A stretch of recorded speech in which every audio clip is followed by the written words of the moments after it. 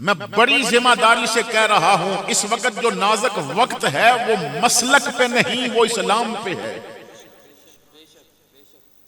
وہ کسی کے مسلک پہ نہیں ہے نازک وقت، وہ اسلام پہ نازک وقت ہے۔ اس وقت کوئی بریلوی ہے، کوئی دیوبندی ہے، کوئی وہابی ہے، سب کو ایک جگہ پہ اکٹھا ہو کے اپنے اپنے عقیدوں کا تحفظ بعد میں ہوگا، پہلے اسلام کا تحفظ ہوگا۔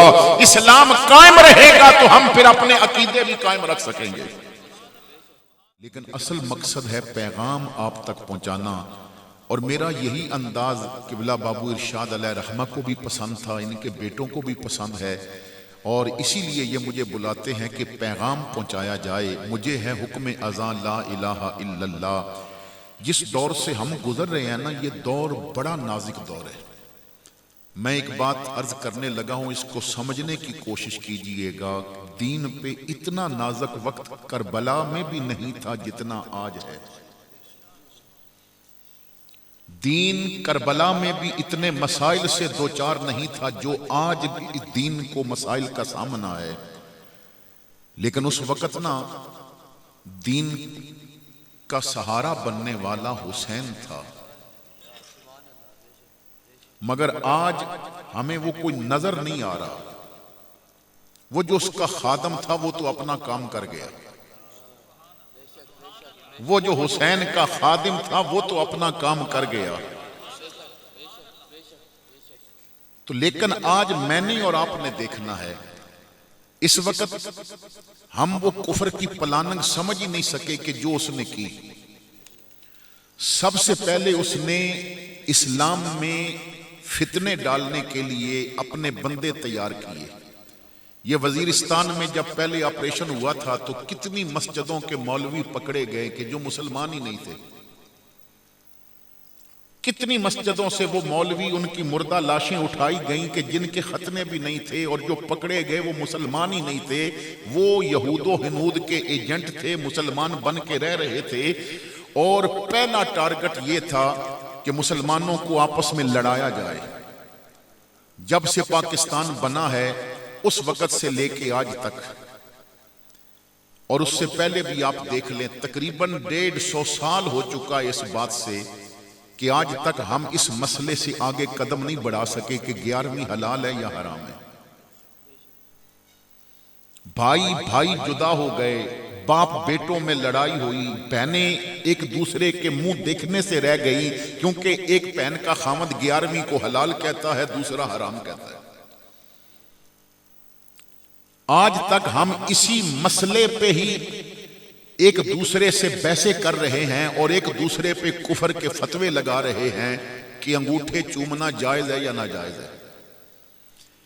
یہ وہ مسائل تھے کہ جن میں الجھا کے امت کو لڑایا گیا،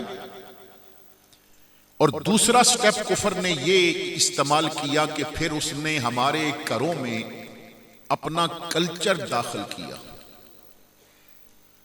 ایک بندہ اس وقت بڑا خوش ہوتا تھا جب وہ ایک بڑا سا ٹی وی لے کے آیا کہ میرے گھر میں ٹی وی آ گیا، اور آج بھی نا کئی بابے بڑے خوش ہو کے بتاتے ہیں، جب میں گاؤں میں ٹی وی لے کے گیا تھا تو لوگ دیکھنے آتے تھے کہ ایک ڈبہ ہے جس میں سے بندے نظر آتے ہیں، یعنی وہ کمال۔ لیکن یہ وہ پہلا سٹیپ تھا کہ پہلے اس نے ٹی وی بھیجا، پھر آہستہ آہستہ وہ ڈرامے اور فلموں کا چسکا ڈالا، پھر آگے VCR آ گیا، پھر انہوں نے اپنی عورتوں کو استعمال کیا، ان عورتوں سے ننگی فلمیں بنوائیں، وہ پھر ادھر بھیجی گئیں، اور ہمارے نوجوانوں کی آنکھوں سے غیرت نکال دی گئی، اور نوجوان نے یہ سوچے ہی نہیں کہ صرف میں ہی ڈرامے نہیں دیکھ رہا، کل ایک وقت آئے گا میری بہن کے سر سے دوپٹہ بھی چھن جائے گا۔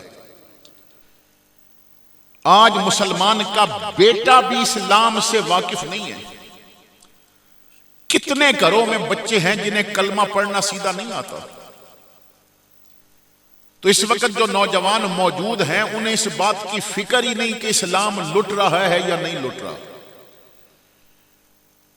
اور وہ جو کہانی سکول کی کتابوں میں اور دیگر کہانیوں کی کتابوں میں بھی پڑھا کرتے تھے نا کہ دو بیل آپس میں اتحاد کے ساتھ رہتے تھے اور انہوں نے شیر کو مارا تھا، اور پھر لومڑی نے دونوں میں اختلاف ڈلوایا، اور پھر شیر نے ایک پہ حملہ کیا تو دوسرا دیکھ کے کہنے لگا وہ مر رہا ہے مجھے کیا فکر، جب میرے ساتھ سامنے آئے گا تو لگ پتہ چل جائے گا۔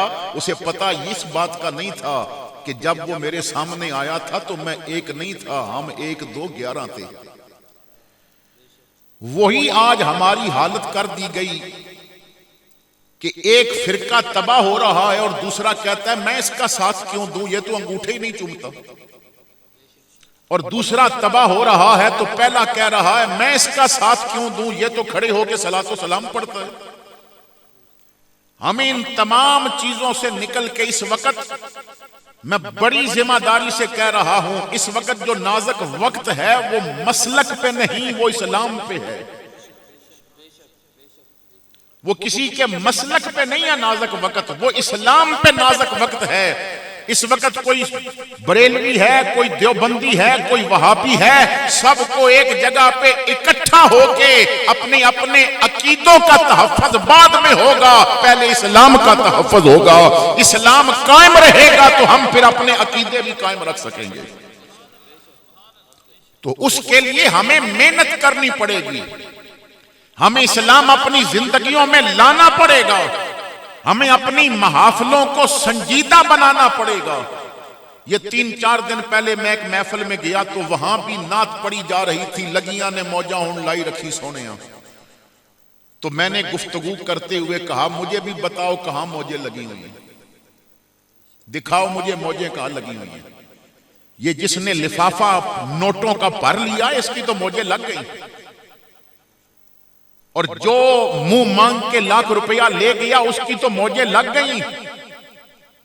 جس ملک میں 1000 بندہ قتل ہو شہید کر دیا جائے اور اس پہ اندھا دھن گولیاں چلائی جائیں اور سید زادیوں کے گھروں میں پردوں کا خیال نہ کیا جائے اور علماء کی لاشیں جلائی جا رہی ہوں، مجھے بتاؤ وہاں موجیں لگی ہیں یار؟ ہمیں اپنی محافل کو سنجیدہ کرنا پڑے گا۔ ہمارے ایک بہت بڑے عالم دین ہے، وہ فرمایا کرتے ہیں کہ آج ہماری محفلوں میں نا جج نہیں بیٹھتے، آگے ڈاکٹر نہیں بیٹھتے ہماری محفلوں میں، آ کے بیرسٹر، وکیل اور بڑا جو طبقہ ہے نا پڑھا لکھا اور بڑے بڑے عہدوں پہ فائز، وہ آج ہماری محفلوں میں نہیں بیٹھتے۔ سنجیدہ لوگ ہماری محفلوں میں اب نہیں بیٹھتے۔ اس کی وجہ یہ ہے کہ محفلیں غیر سنجیدہ ہو گئی ہیں، کیونکہ جب تک آپ ہاتھ کھڑے نہیں کریں گے آپ عاشق بن ہی نہیں سکتے، جب تک آپ نعرے نہیں ماریں گے آپ عاشق ہو ہی نہیں سکتے، اور جب تک آپ نے نوٹ اچھا سا نہیں دیا نا، عاشق رسول کا لیبل لگانے کے لیے 5000 سے کم تو نوٹ نات خان قبول ہی نہیں کر رہا، خطیب بھی نہیں قبول کر رہا۔ وہ تو عاشق رسول اسے ہی کہتا ہے جس نے یا تو بازوؤں کو اوپر کر کے جھنڈا بنا لیا ہے، اور عجیب انداز ہے یار، جس نے زور نہیں لگایا وہ عاشق رسول نہیں، جس نے نعرہ نہیں مارا وہ عاشق رسول نہیں۔ تو جو سنجیدہ قسم کے لوگ تھے وہ ہماری محفلوں سے دور ہو گئے۔ جو گھر کی محفلیں ہوتی ہیں نا آج کی طرح، تعلق، اس میں لوگ آ جاتے ہیں تعلق، اور ہمارا سب سے بڑا المیہ یہ ہے کہ ہم محفل میں تعلق کے لیے جاتے ہیں، رب رسول کے لیے نہیں جاتے۔ اگر ہماری حاضری رب رسول کے لیے ہوتی تو جس طرح آج یہ حویلی بھری ہے، علاقے کی مسجد بھی تو فجر کے وقت بھری نظر آنی چاہیے تھی نا، کیونکہ وہ صرف رب رسول کے لیے کام تھا، وہ ہم نے نہ کیا، اور یہ کیونکہ تعلق داری پہ تھا۔ ایک تعلق ہے، اب تو لوگ نوٹ بھی تعلق دیکھ کے خطیب اور نعت خان کو دیتے ہیں کہ کل اس نے ہماری محفل میں آنا ہے تو یہ بھی پھر اتنے ہی نوٹ دے گا۔ یہ باتیں ہر بندہ آپ کو نہیں بتائے گا۔ جب معاشرے میں مزاج یہ ہونا کہ عوام کو راضی کرو اور نوٹ تمہاری جیب میں چلے جائیں گے، تو آج یہی ہو رہا ہے، ہماری عوام تک معیاری پیغام نہیں پہنچ رہا۔ تو ہمیں اپنا انداز زندگی بدلنا پڑے گا، اپنی طبیعت سے نکل کے مصطفیٰ کی شریعت تک آنا پڑے گا، اپنی اولادوں کو حضور کا غلام بن کے ان کی تربیت کرنی پڑے گی۔ میں بڑی ذمہ داری سے کہہ رہا ہوں، تم خود نبی کے غلام بن جاؤ، تمہاری بیٹیاں فاطمہ کی کنیز بن جائیں گی۔ تم خود نبی کے غلام بن جاؤ، تمہارے بیٹے علی کے غلام بن جائیں گے۔